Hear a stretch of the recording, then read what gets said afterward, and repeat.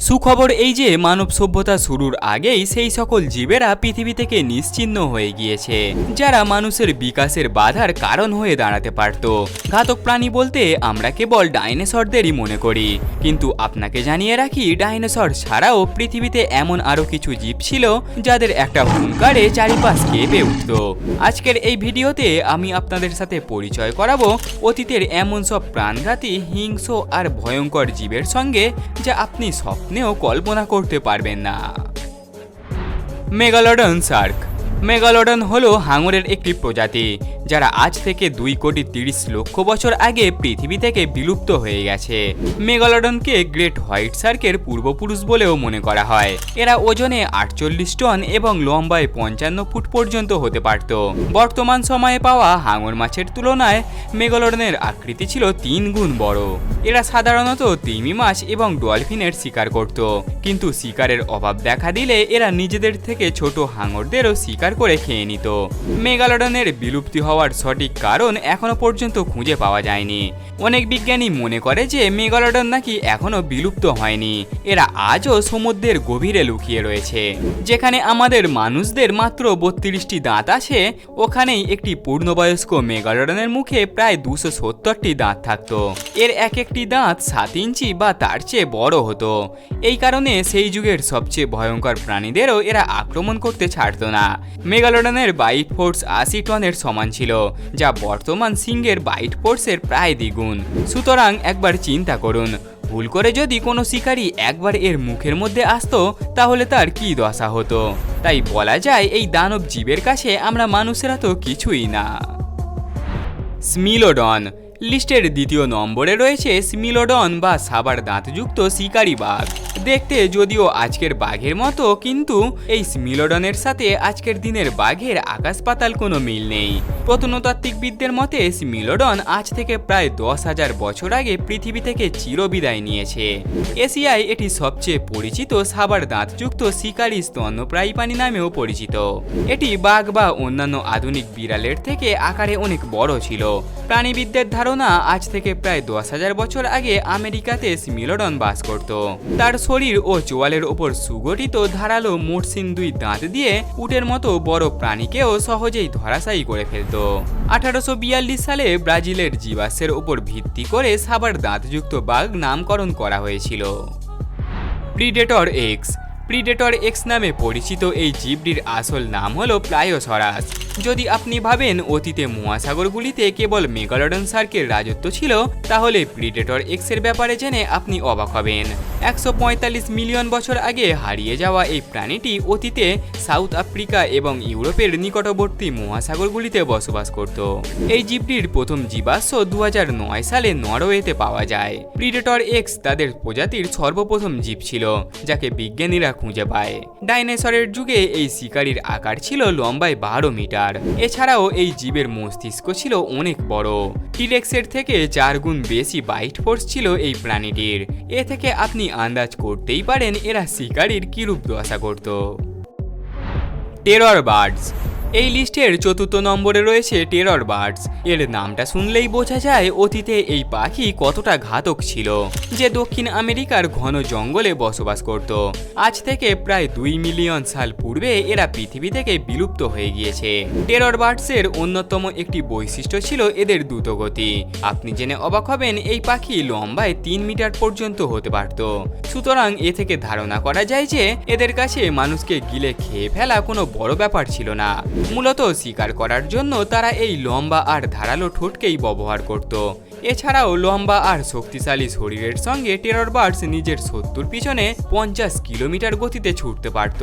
শিকারকে একবার ধরতে পারলে নিজের ধারালো চোঁচ দিয়ে তাকে আহার করত, যা আজকের দিনের পাখিদের মধ্যেও সেটা দেখা যায়। স্পাইনোসরাস।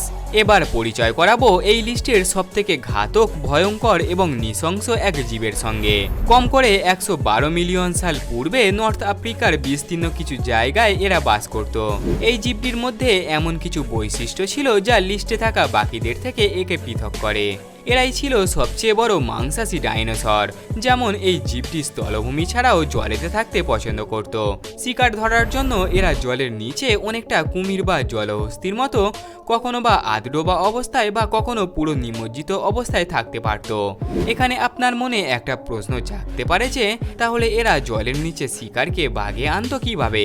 আপনাকে বলে রাখি, স্পাইনোসরদের ছিল লম্বা কুমিরের মতো সুচালো মুখ এবং শঙ্কু আকৃতির দাঁত, যার সাহায্যে এক নিশানায় এরা শিকারকে বাগে এনে ফেলত। হাস্ট ঈগল। এই ভিডিওতে বেশিরভাগ জীবকে তাদের আকার, ক্ষমতা, বাইট ফোর্স ও ঘাতক স্বভাবের ওপর তুলনা করা হয়েছে, কিন্তু এখন যার সম্পর্কে কথা বলতে চলেছি সেটি আমাদের মানুষদের জন্য সবথেকে বড় বিপদের কারণ হতে পারত। এখন আমরা কথা বলবো হাস্ট ঈগলকে নিয়ে, যারা একসময় নিউজিল্যান্ডের দক্ষিণ দ্বীপে বাস করত।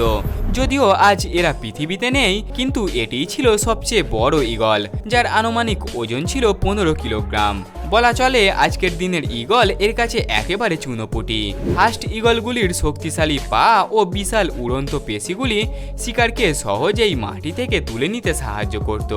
এখানে বলে রাখা দরকার, হাস্ট ঈগল যদিও আমাদের মানুষদেরকে শিকার করার দম রাখত, কিন্তু তারা কখনোই মানুষের ওপরে হামলা করা বা ক্ষতি করার চেষ্টা করেনি। একটি গবেষণায় হাস্ট ঈগলের মোট জনসংখ্যা 3000 থেকে 4000-এর অনুমান করা হয়। নিউজিল্যান্ডে প্রাথমিক মানব বসতি স্থাপনকারীর অর্থাৎ মাউরি জনগোষ্ঠীর পূর্বপুরুষেরা 1280 সালের দিকে লাগামহীন হাস্ট ঈগল শিকার করতে থাকে, যার পরিণামে 1400 সাল আস্তে আস্তে তাদের অকালে নিঃশেষ হয়ে যেতে হয়। টাইটানোবোয়া। এবার কথা বলা যাক জঙ্গলে রাজ করতে থাকা সেই সাপকে নিয়ে, যার সম্পর্কে আপনারা অনেকেই কম বেশি জানেন। আজ থেকে প্রায় লাখ লাখ বছর আগে 14 মিটার লম্বা এই সাপ পৃথিবীতে রাজত্ব করে বেড়াতো। এমনকি সেই সময়ে পৃথিবীতে থাকা অন্যান্য সাপের থেকেও এরা সব থেকে বড় সাপ ছিল। ওজনের দিক থেকে এরা 1 টন মানে 1000 কেজির মতো হতে পারত। টাইটানোবোয়া নিজের শিকারকে মারার জন্য প্রথমে তাকে আষ্টে পিষ্টে পেঁচিয়ে ফেলত, আর শিকার শেষ নিঃশ্বাস ত্যাগ করার সাথে সাথে তাকে গিলে খেয়ে ফেলত। আকারে বিশালাকার হওয়ার কারণে অনেক বিজ্ঞানীরা মনে করেন যে এই কারণেই হয়তো এরা জলে থাকতে বেশি পছন্দ করত, যেমনটা অ্যানাকোন্ডা জলে থাকতে পছন্দ করে। বৈজ্ঞানিকরা আরও বলেন, কুমির ছাড়াও আরও অনেক সামুদ্রিক জীবকে এরা শিকার করে জীবিত থাকত। কিন্তু অনেকে এখনো প্রশ্ন তোলে যে টাইটানোবোয়া লম্বায় এত বড় কি করে হতে পারে? এর উত্তরে বিজ্ঞানীরা বলেন যে আবহাওয়ার পরিবর্তনের কারণেই হয়তো এদের আকারে এমন পরিবর্তন এসেছিল। টি-রেক্স। আপনি যদি জুরাসিক পার্ক সিনেমাটি দেখে থাকেন তাহলে এই প্রাণীটির নাম অবশ্যই শুনে থাকবেন, যারা আজ থেকে 68 মিলিয়ন বছর পূর্বে আমাদের এই সুন্দর পৃথিবীতে বিচরণ করত। যদিও আকারে অন্যান্য ডাইনোসরদের থেকে এরা অনেক ছোট ছিল, কিন্তু ভয়ঙ্কর আর ঘাতক জানোয়ারদের লিস্টে এরাও ছিল। আপনি যদি মনে করেন কিভাবে, তাহলে আপনাকে জানিয়ে রাখি, এদের বাইট ফোর্স পৃথিবীতে পাওয়া সমস্ত জীবের তুলনায় সব থেকে বেশি। মানে এর চোয়ালের মাঝে যদি কোনো শিকারী একবার চলে আসে তাহলে তার বাঁচার আর কোনো চান্সই থাকে না। এটা আপনি এইভাবে আন্দাজ করতে পারেন, এদের চোয়াল একবারে 230 কেজি মাংস পিষে ফেলার ক্ষমতা রাখত। টি-রেক্স লম্বায় ছিল 12 মিটার এবং এদের ওজন ছিল 4 টন। এছাড়াও এই জীবের আরও একটি অন্যতম বৈশিষ্ট্য ছিল এদের শক্তিশালী লেজ, যার দ্বারা বড় বড় ডাইনোসরদেরকে একমারে ধরাশায়ী করে দিত এবং নৃশংসের মতো তাদেরকে শিকার করে খেয়ে ফেলত। তো বন্ধুরা, এরাই ছিল দুনিয়ার সবথেকে ঘাতক কিছু জানোয়ার। তো একবার ভাবুন আমরা কতটা ভাগ্যবান যে এই সকল প্রাণীরা আজ পৃথিবীতে নেই, না হলে এরা আমাদের রক্তমাংসের শরীরকে চাকনাচুর করে ফেলতো। আজকের এই ভিডিওটি এই পর্যন্তই। এর মধ্যে কোন প্রাণীটিকে আপনার সবথেকে বেশি ভয়ঙ্কর লেগেছে তা কমেন্ট করে জানাতে ভুলবেন না। আশা করি এই ভিডিওটি থেকে আপনি অনেক নতুন কিছু শিখতে বা জানতে পেরেছেন। যদি তাই হয় তাহলে ভিডিওতে একটি লাইক করে আমাদের চ্যানেলটিকে সাবস্ক্রাইব করে নেবেন, যাতে আমাদের পরবর্তী ভিডিওগুলির নোটিফিকেশন আপনি সবার আগে পেয়ে যান। দেখা হবে পরের আরও একটি ইন্টারেস্টিং এবং ইনফরমেটিভ কোনো ভিডিওতে। ততক্ষণের জন্য গুড বাই।